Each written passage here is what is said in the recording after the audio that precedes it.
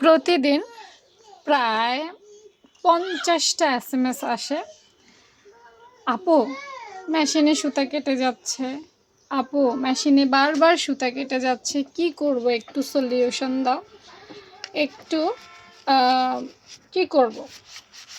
বিশ্বাস করো আপুরা, আমি নিজেও জানি না মেশিনে বারবার সুতা কাটে কেন।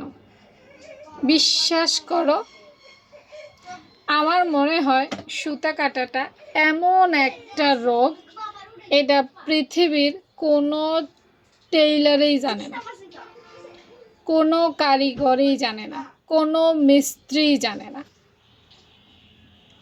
এখন বলবে তাহলে আপু এটা সমাধান করব কিভাবে? আর কি বলো, আসলেও তুমি সেলাই যারা করে তারা জানে না, আসলেও জানে না কখন কি কারণে কি জন্য যে সুতা কাটবে তুমি বুঝতে পারবে না। এক এক সময় এক এক কারণে সুতা কাটে।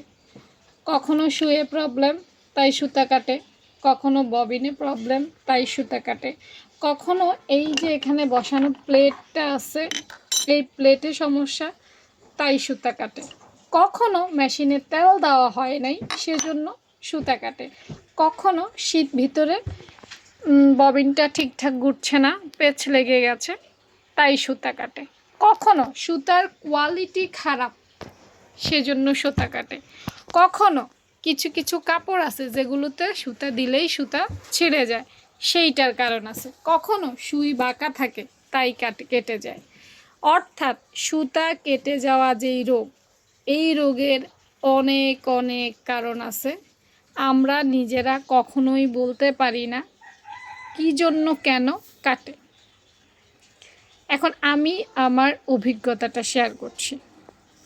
আমি সুই চেঞ্জ করে দেখছি যে সুইয়ে কোনো প্রবলেম নেই, আমি কাপড় চেঞ্জ করে দেখছি কাপড়ে প্রবলেম নাই, আমি ববিন চেঞ্জ করে দেখছি সমস্যা নেই।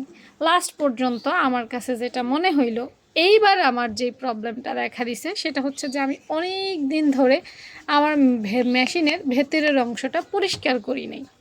এটা খোলার পর দেখি এটাতে তো হজবরল অবস্থা হয়ে আছে, ভেতরে এত ময়লা, যেটা আমি এখন এটা পরিষ্কার করে ফেলছি, হ্যাঁ তেল দিয়ে পরিষ্কার করে ফেলছি। তো চিকন ব্রাশ থাকলে ভালো, আমার হাতের কাছে এখন ব্রাশ নাই, তাই এখন রঙের ব্রাশটা দিয়ে একটু ঘষামাজা করে নিলাম। এখন এটা পরিষ্কার পর এমন হয়েছে, এর আগে কিন্তু এত সুন্দর ছিল না। তো এখন এটা করার পর দেখি কি অবস্থা, তারপর বোঝা যাবে যে আমার মেশিনে সুতা কাটে কেন। বুঝতে পেরেছো আপুরা?